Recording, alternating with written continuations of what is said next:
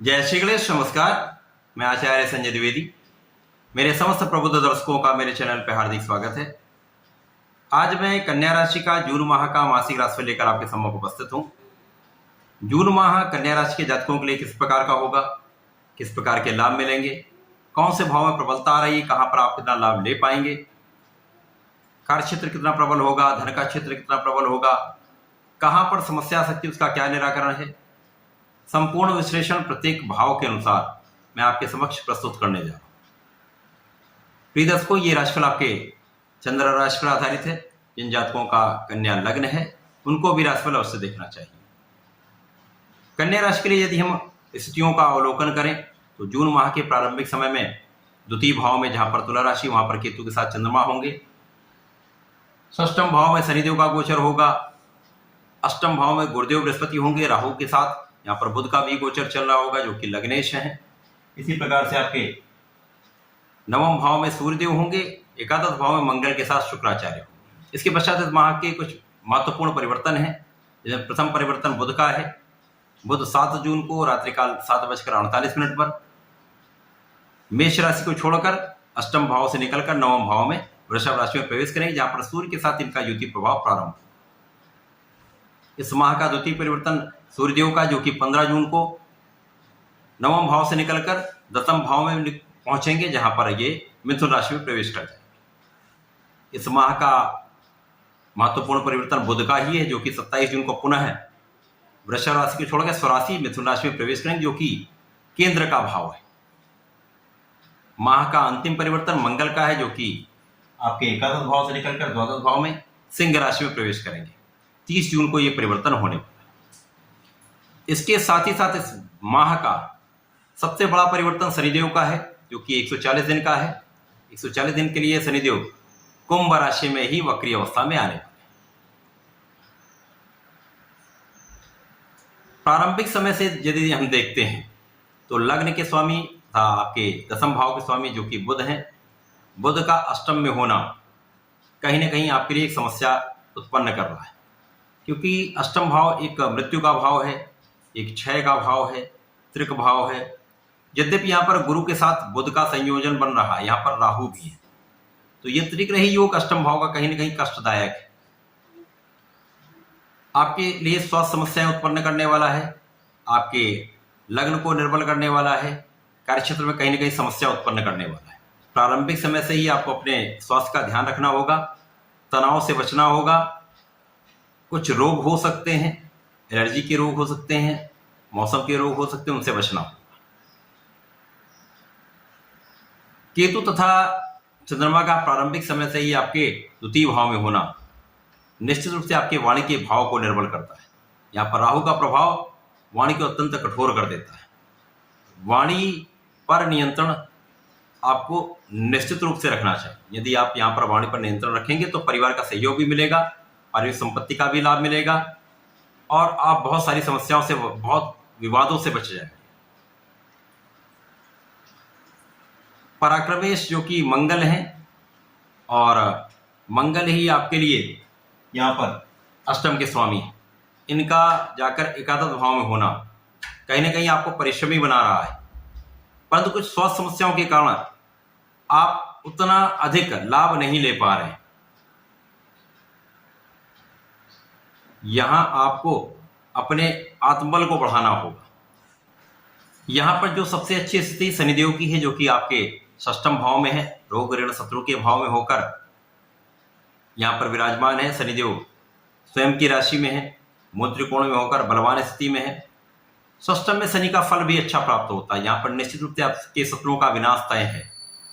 साथ ही साथ यहाँ पर शनिदेव का प्रभाव बहुत कुछ आपके ऋणों में वृद्धि कर सकता है, तो यहाँ पर ऋण लेने से बचना होगा। यदि आप ऋण नहीं लेंगे तो बहुत सारे ऋणों को आप चुका भी पाएंगे। यहाँ पर बहुत कुछ रोगों से भी शनिदेव आपकी रक्षा कर रहे हैं, आपकी आयु की रक्षा भी शनिदेव कर रहे हैं। शनिदेव का प्रभाव आपके विदेश भाव को प्रबल कर रहा है, तो जो लोग विदेश जाकर कार्य करते हैं, विदेश में रहकर कार्य कर रहे हैं, विदेश से संबंधित व्यापार कर रहे हैं, उनके लिए तो अच्छा समय है। वहां पर आप अच्छा लाभ ले सकते हैं। शनिदेव का प्रभाव आपके परिश्रम में वृद्धि कर रहा है, आपके लोगों का सहयोग आपको प्राप्त हो रहा है।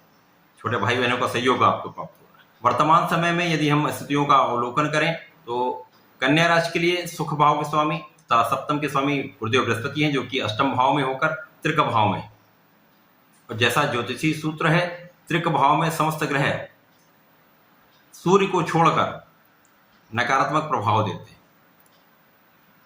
निर्बल हो जाते हैं, उनके प्रभाव में निर्बलता आ जाती है, वो संपूर्ण प्रभाव आपको नहीं प्रदान कर पाते।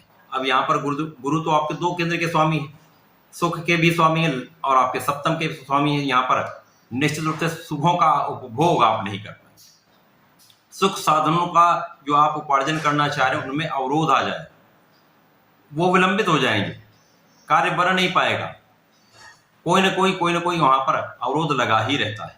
इसी प्रकार से आपके जीवन साथी के स्वास्थ्य में समस्या, जीवन साथी के साथ मानसिक तनाव निश्चित रूप से होता है।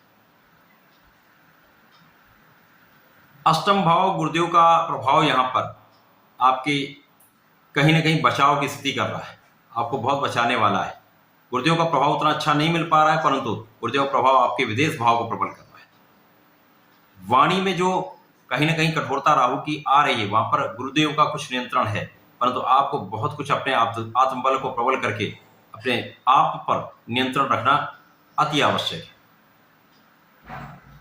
गुरुदेव का प्रभाव आपके चतुर्थ पर भी है, जो कि गुरुदेव की ही राशि है, तो यहाँ पर ये आपके भाव को प्रबलता दे रहे हैं, लेकिन उतना प्रभाव नहीं मिल पा रहा जितना मिलना चाहिए, जिसके कारण यहाँ पर सुख साधनों के होते हुए भी सुखों का पूर्ण उपभोग आप नहीं कर पाएंगे। माता पिता का आशीर्वाद आपको प्राप्त होगा, परंतु माता के स्वास्थ्य में कहीं ना कहीं कुछ समस्या हो सकती है, आपको ध्यान रखना। एकादश भाव में मंगल है, जो कि यहाँ पर यदि हम देखें पराक्रमेश तथा आपके अष्टम के स्वामी होकर हैं, तो यहाँ पर आपको कुछ लाभ की वृद्धि कराएंगे, आपके शिक्षा में आपको लाभ होगा। यहाँ पर शुक्राचार्य जो कि भाग्य के स्वामी होकर लाभ में स्थित है, तो भाग्य का साथ कहीं ना कहीं आपको यहाँ पर मिल रहा है। तो भाग्य के सहयोग से आपके कार्यक्षेत्र में, आपके लाभ के क्षेत्र में निश्चित रूप से आपको लाभ मिलेगा, प्रगति होगी, वहां पर आप सफलता प्राप्त करेंगे। यहाँ पर धन भाव के स्वामी शुक्राचार्य, तो निश्चित रूप से जब कार्यक्षेत्र प्रबल होगा, आपके आय के मार्ग बनेंगे, तो धन का क्षेत्र भी प्रबल होगा। तो शुक्राचार्य का प्रभाव मंगल के साथ प्रेम संबंधों में वृद्धि करने वाला है। यहाँ पर प्रेम संबंधों निश्चित रूप से अधिकता होती है, यहाँ पर बहुत नियंत्रित रहना होगा आपको, परंतु यहाँ पर धन तथा लाभ आय निश्चित रूप से बढ़ने वाली है। अब प्रथम परिवर्तन बुध का है, जो कि अष्टम भाव से निकलकर आपके नवम भाव में प्रवेश करेंगे।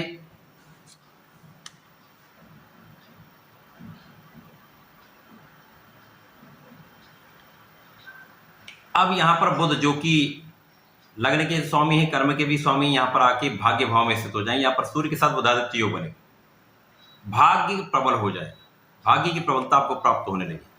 नवम भाव आपका प्रबल होगा, जिसके कारण आपका पंचम में भी प्रबलता आएगी। साथ ही साथ यहाँ पर कर्म क्षेत्र में जो समस्याएं आ रही थी, जो उच्चाधिकारियों का पूर्ण सहयोग नहीं मिल रहा था, लोगों का सहयोग आपको प्राप्त नहीं हो पा रहा था, व्यापार में जो लोगों का सहयोग आपको प्राप्त नहीं हो पा रहा, वो आपको मिलने लगेगा। कार्यक्षेत्र में प्रगति होने लगेगी, कार्यक्षेत्र में सफलता से आपको धन का विशेष रूप से लाभ होने लगेगा। लग्न को प्रबलता मिलेगी, लग्न में जो निर्बलता आई थी, जो स्वास्थ्य समस्याएं चल रही थी, उनसे आप मुक्त हो जाएंगे, आप स्वस्थ रहने लगेंगे, आपका मानसिक स्तर, आपका शारीरिक स्तर बहुत प्रबल हो जाएगा। यहाँ पर आप निश्चित रूप से बहुत अच्छा लाभ लेने वाले, तनाव आपका कम हो जाएगा। इसके पश्चात सूर्यदेव का परिवर्तन आपके दसम भाव में हो जाएगा, जो कि 15 जून को मिथुन राशि में प्रवेश करेंगे।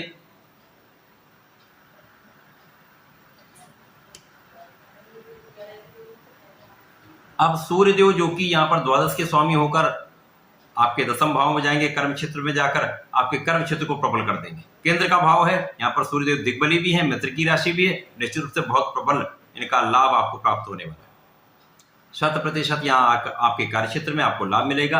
राजकीय सेवाओं से, राजतंत्र से, शासन तंत्र का पूर्ण सहयोग, उच्चाधिकारियों का पूर्ण लाभ आप यहाँ पर ले पाएंगे। संपूर्ण रूप से ये लाभकारी समय। बुध का पुनः परिवर्तन दसम भाव में होगा, जो कि 27 जून को होने वाला है। यहाँ पर सूर्य का बुधादित्य योग दसम भाव में बनेगा, ये बहुत महत्वपूर्ण।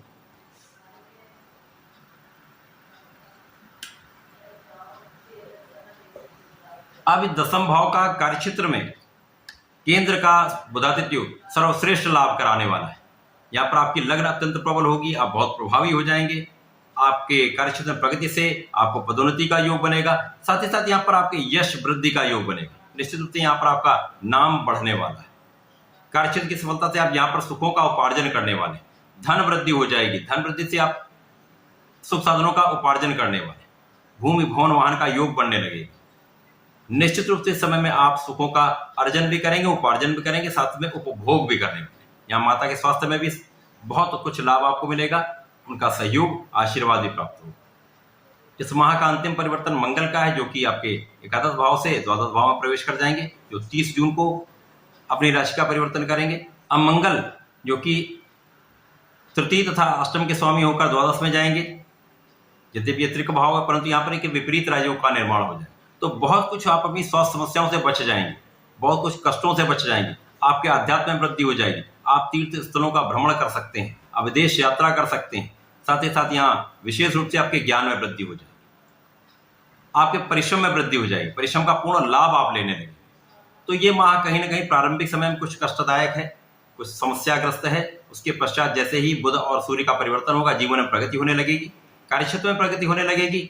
विशेष रूप से इस माह में बड़े परिवर्तन, बड़े लाभ देने वाले, इस माह का लाभ आपको अवश्य लेना चाहिए।